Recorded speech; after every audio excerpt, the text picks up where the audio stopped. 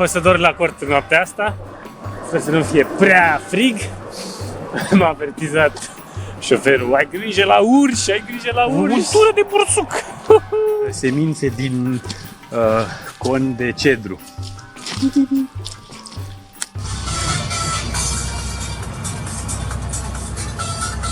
Mergem mai departe spre Ulan-Ude. Avem Baikalul în stânga, nu se vede că e pădurită zona. Și hai, rămâi.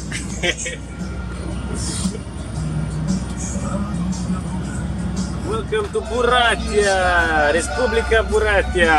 Gata, punem papa. Da, Пуская область здесь. Buratia.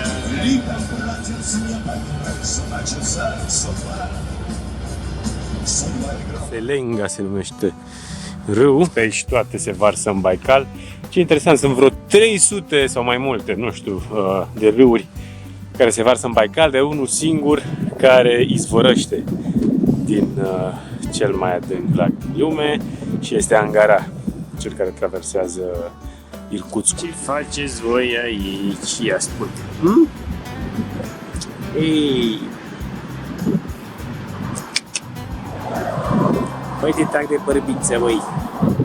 Păi te trag de bărbiță, băi! Vedeți deja influența budistă, intrat în Ulan-Ude, Sovietski Raion, cartierul sovietic. Intrăm în Ulan-Ude, cu Serghei. Erau 7 km, așa că am făcut autostopul. Маленький гид, короче. Коротенький. Și traversăm râu Serenghe? Вот Серенга. Serenghe. А тут старый мост. По нему уже не ходит. Вот памятник, мать Бурятия. Aha, mama Buriatii. Pentru că Ulan-Ude este capitala Republicii Buriatii. Asta e piața sovietelor și o să vă arăt cât de curând cea mai mare, nu știu dacă statuie, dar cel mai mare cap al lui Lenin. Om serios.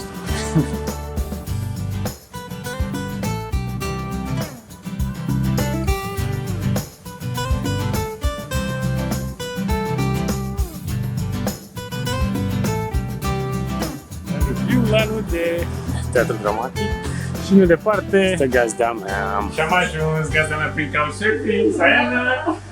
Și m-au așteptat cu pelmenii. Poftă bună! Bună dimineața! Bună dimineața! E atât de ciudat când faci autostopul fără rucsac, parcă n-ai încrederea în tine, nu te simți călător, autostopist. Dar totuși m-au luat de pe drum pentru că vreau să vizitez cel mai important templu budist din Rusia. Buriatia, regiunea în care sunt, religia predominantă este budismul. Am ajuns la mănăstire, la templu. E și o universitate budistă aici. Ne invertim un pic. Ne mai punem o dorință.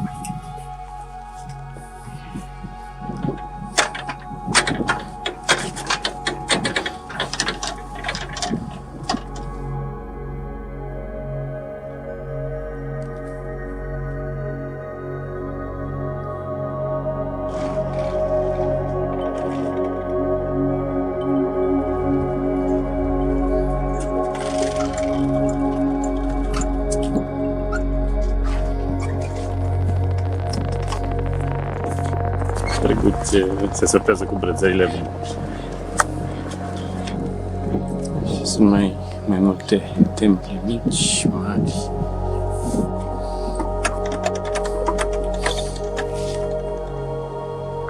Păcate n-am voie să filmez înăuntru, nu se întorc cu spatele. Deci trebuie să fii mereu cu fața la altar. În limba lor, în Buriatski, nu există un cuvânt pentru înapoi. E o legendă de pe vremea lui Gengis Khan, când cucereau teritorii. Hai să mergem înainte, înapoi, niciodată. Și dacă trebuia să se întoarcă, înainte.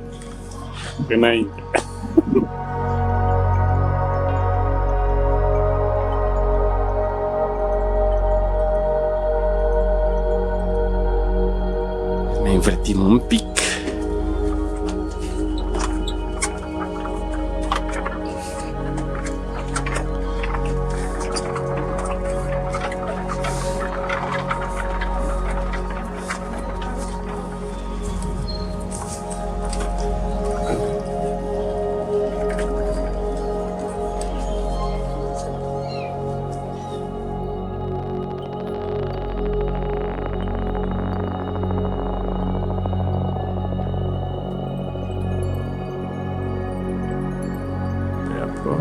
aproape.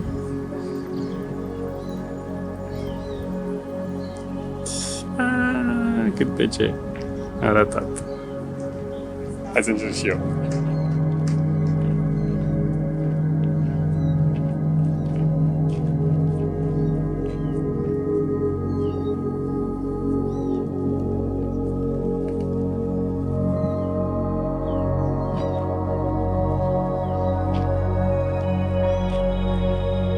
O seară specială.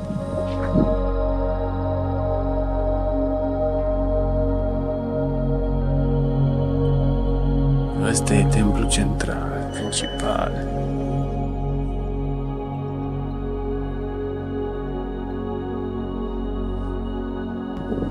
Și ultimele rugăciuni.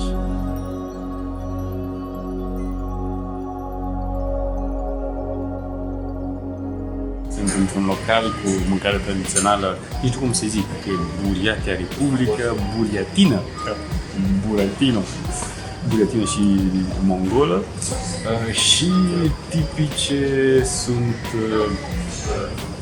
poze sau buze foarte semănătoare cu ce am mâncat și prin Georgia și prin Turcia, în tot ce se numesc mante, un fel de pelmeni mai mari. Tradițional se mănâncă cu mâna. E chiar cineva care cântă.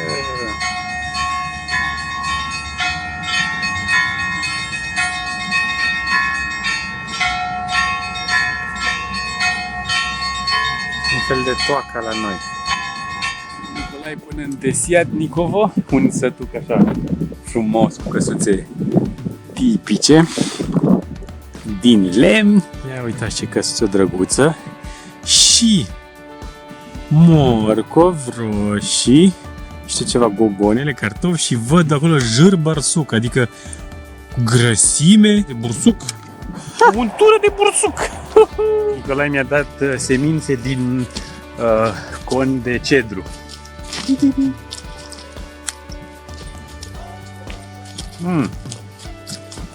Nu sunt așa ușor de spart ca semințele de floarea soarelui. Uitați bun, roșii, cartofi. Hai cu tirul! Am vreo 600 de kilometri până în Cita. Invita la masă și tortul e aici, mâncarea din specifică tradițională din Burea. Am intrat în Zabaikalski Krai, unul din zona asta cele mai, nu neapărat ostile, dar nelocuite. E doar capitala Cita și în rest așa niște sătuce mici pe acolo răsfirate.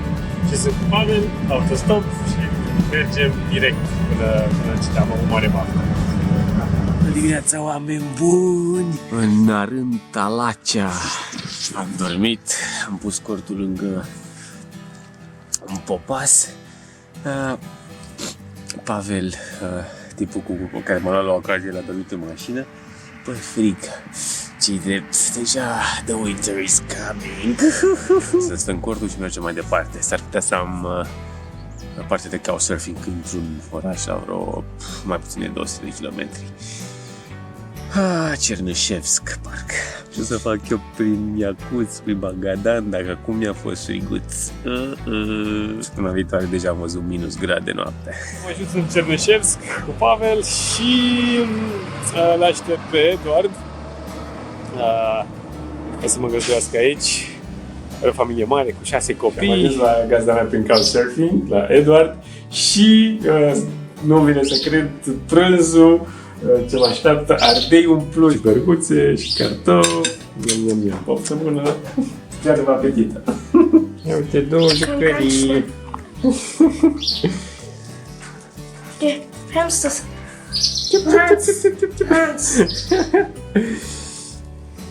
Ce drăguți și micuți!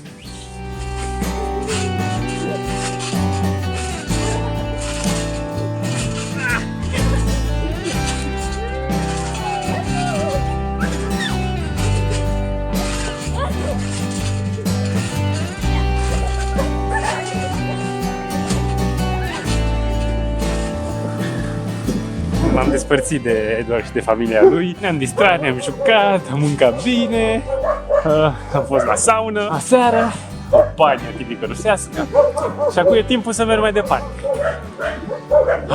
Hai că am venit un camion din ăla mare american.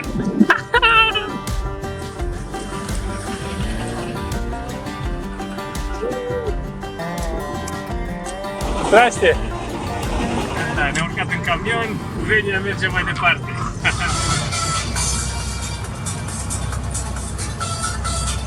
Și intrăm într-o nouă regiune, Amurskaya Oblast.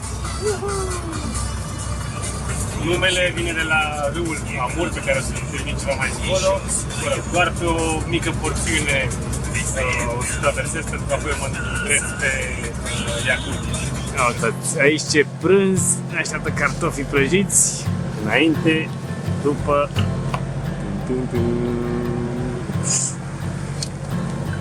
Aici, Samaon. Am ajuns la intersecția care duce spre Tândab, Iacutia. O să dorm la cort în noaptea asta, sper să nu fie prea frig. M-a avertizat șoferul, ai grijă la urși, ai grijă la urși.